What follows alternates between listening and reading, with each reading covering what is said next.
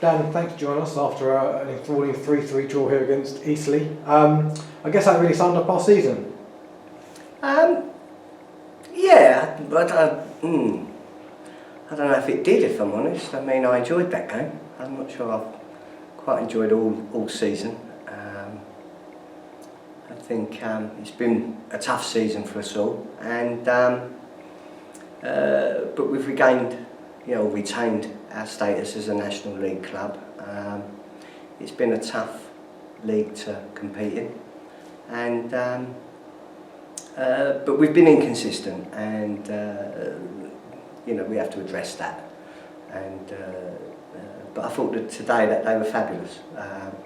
We're 3-1 down. I mean, the wind's howling and swirling, and they kept going. And let's be honest, I mean, we had nothing to play for today but pride. We were safe, and again, the one thing that we've got is a very honest dressing room, and again they put in a really honest performance, and it was a great game to finish the season on. And after last year's playoff final defeat to Tranmere, we always knew it was going to be a struggle this year, or a period of transition. But did you expect us to struggle down sort of the bottom end of the table? In all honesty, yeah, I did. I did tell you all I felt we would struggle. You go back 12 months, we're preparing to play Fileborough in the playoffs, and we beat Sutton in the semi and went to Wembley, but we missed the boat, didn't we? Jamie down to 10 men, used up their 3 subs at half time, and we blew it. And I remember thinking on the coach coming back, that the vultures are circling. We're going to have a massive problem, because I knew we'd lose Kane Smith. I knew we'd lose Grant Smith. I knew we'd lose Morgan Ferrier. I knew we'd lose Bruno Andrade. Jamie Turley again would have been a problem, and of course I knew we'd lost Kane Smith for the season. So when you lose, when you're a club of our size and you lose that type of quality, it's about recruitment, it's about team building, it's about do we get things right over the summer, and we've tried so hard, but it didn't quite work for us. People forget in and around October, we were in the Scottish Cup this year. We'd gone to Sutton, we'd gone and beat them 4-0, and we started flirting with the playoffs. But it always felt to me like we was overachieving. I feel we've got a very honest and hard-working dressing room, but it's a mile away from the quality that we had 12 months ago, because you can't lose 40 or 50 goals out of a squad and not suffer. And as a small club, that's what we've done. We've suffered. But it's not about anything. I mean, I'm not looking at this season with anything other than pride. When you see Aldershot have been relegated and Maidstone have gone, you expect Braintree to struggle, because they with their resources and the size of them, you understood that would happen, but you didn't think Maidstone would go. And I never felt Aldershot would go at the start of the season. These are big clubs, with big support.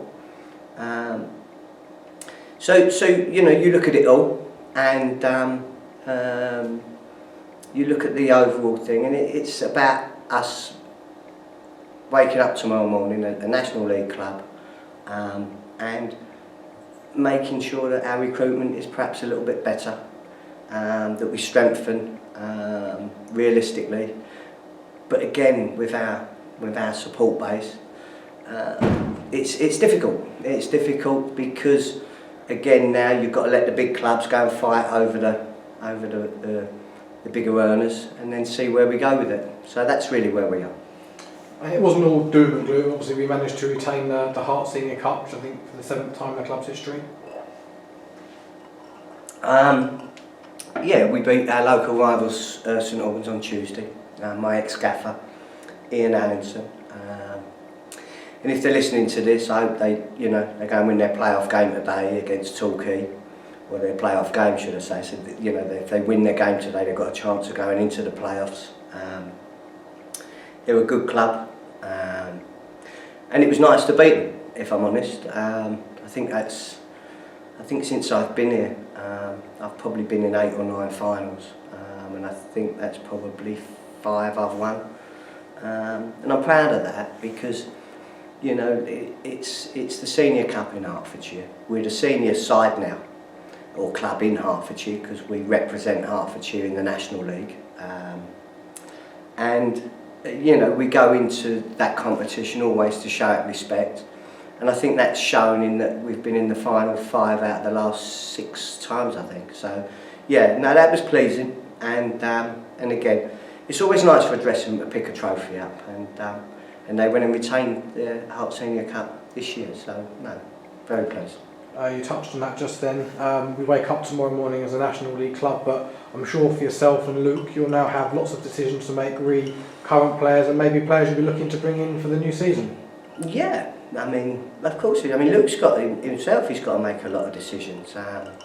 He's finished 1 place out of the bottom 4, which means I've finished 1 place out of the bottom 4, which means the club's finished where it has. The town, we don't want to drop out of this division. So we've all got to work hard. I've got no doubt he'll do that. He'll have my support to do that. We've got to create a budget that works, but we've got to be realistic. And this is not being disrespectful to an Ebbsfleet or a Gateshead. We don't run our clubs like some of these people. My players are paid on time. They're looked after. We travel right. We're insured.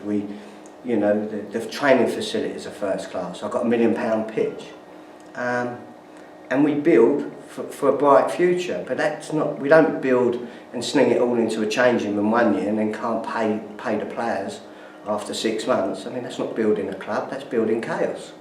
And if Ebbsfleet's owners listening to this, or Gateshead's owners listening to this, football don't need people like you. It really doesn't. It needs people who understand. You take small steps and you build clubs and you love clubs and you nurture clubs. Non-league clubs are very special in their communities. And these fly-by-night people who come in for 5 minutes, we need to find a way to get rid of them, because they do us no favours at all. We'll keep building this football club. Sorry, I went on a bit of a rant there, didn't I? But we'll keep building this football club slowly and properly. We'll make sure that it's about community, it's about, care, and it's about honesty, with our players, with our staff, and I'm very, very proud that we're a National League club, and, but again, next year's going to be even harder, that. We possibly could have Notts County coming down here, Yeovil coming down here, Torquay have become champions, Stockport, if they win today, huge clubs, and we've got to find a way to compete with them, But that's what makes the National League so exciting. And you're mentioning there about building from the bottom up, and when the supporters come back here in July for pre-season, they'll see a brand spanking new stand on the North Bank, and they may not necessarily see the change rooms, but there'll be first-class change rooms also for the first team. Oh, they'll see it. We'll give them a tour. I'm going to spend, with the help of the Football Foundation and the local town council, I think Arsenal put in 100 grand in, but I'm going to spend well over £1 million. We're going to build a brand new North Stand. It's already started, so our supporters will have a covered end for the first time in our history. The changing rooms will be Premier League changing rooms, and it's about making people feel special. We might not be able to pay the top wages, but there won't be a club in this league that'll play on a better pitch, or a group of players, or come out of the best changing rooms in this league. And all them things are all part of building blocks. As I say, I do build the club from the bottom up, but it has no debt. Any money I give it, I don't do directors' loans, I don't play games. If I give it, I give it, And when I'm gone from here, There'll be no secondary debt, no historical debt, no anything. It will be everything we want it to be. My father was a manager here, and we spent a lifetime, trying to make this club, a great community club, and I think we're doing that. And with that brand new stand, we need people in it, and we've got fantastic season ticket offers on at the moment. Yeah, of course we need people in it. They know that. £99. To watch 23 home league games in the National League. I've got to be criminally insane, haven't I? But I want people in there. My players need supporters to react to. I think we're close to 300 season tickets or renewals, new season tickets or renewals so far. And we need to push that up. So if people are listening, get your friends, get your family, and get hold of that £99 season ticket, because there's only 3 days left of the offer. I think it expires at the end of April, and then the new price bracket goes in. So it's designed for home supporters. It's designed to give value for money for every home supporter, whether you're a little and under 16, whether you're an old age pensioner or an adult. It's designed to make sure that the community is looked after. And finally, Dan, after the season, do you have a message for the supporters? Just thank you, really. People mocked our crowd and our support at Wembley, 4,000 something. Our percentage that we took to Wembley was a percentage that was higher than Tranmere. Birkenhead's a big place. We're a small town. So I want to thank the supporters. I want to thank the town council and the local council. I want to thank the Football Foundation. I want to thank my sponsors. I want to thank my dressing room. It's been a tough season, and we're going to celebrate tonight. We've got to do down at the Village Hotel. It's a sellout again for the last 10 years, whatever it's been.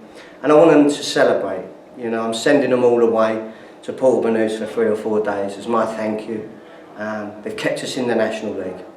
We're playing in there with the Wrexhams and the Orients, and good luck to Orient. I want to say that as well. They were worthy champions.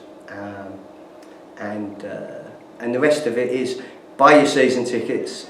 Don't keep talking about Arsenal and Tottenham. For the price it is for £99, they can buy their Tottenham and Arsenal season tickets and Chelsea season tickets and still follow their local club, perhaps when the bigger boys are away from home. So, and the rest of it is just to celebrate a year of hard work. We managed to stay up. We're going to build a new stand. The facilities never looked better. We've got no historical debt, and we move on. And who knows, we might be welcoming Notts County here next year and in a league game. And I don't think any of us ever thought that would be possible just a short time ago. Brilliant, Dan. Thanks for talking to us. God bless you. My pleasure.